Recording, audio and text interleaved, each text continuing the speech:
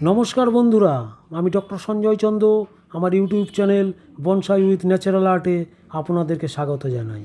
আজকের একটি ছোট্ট এপিসোডে আমি উপস্থাপন করতে চলেছি কিভাবে ফিউশন পদ্ধতিতে আমরা যে কোনো গাছকে মডিফাইড করব, যে কোনো গাছকে কম্প্যাক্ট হিসাবে দেখাবো, বা কোনো গাছকে তার যে রূপ সেই রূপের পরিপূর্ণ সজ্জা দিতে পারবো।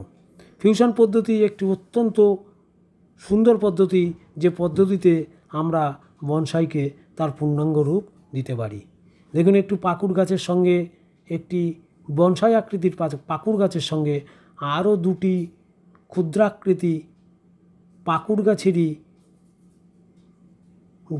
অংশ আমি যোগ করে ফিউশন পদ্ধতিতে পূর্বোক্ত পাকুড় গাছটিকে সম্পূর্ণ রূপ দিচ্ছি। দেখুন, সামনে এবং পেছনের দিকে আমি দুটি গাছকে এখানে যুক্ত করছি। যুক্ত করবার পর সেই গাছগুলোকে আমি সামান্য ওয়্যারিং করে পূর্বোক্ত গাছটির সঙ্গে মিলিয়ে ওয়্যারিং করছি, ফলে সম্পূর্ণরূপে গাছটিকে যেন কম্প্যাক্ট দেখায়।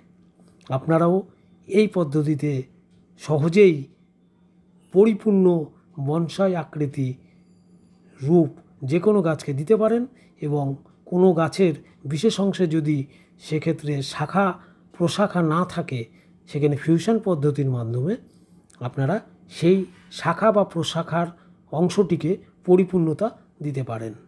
দেখুন, গাছটি সম্পূর্ণরূপে আমি কম্প্যাক্ট দেখানোর চেষ্টা করছি।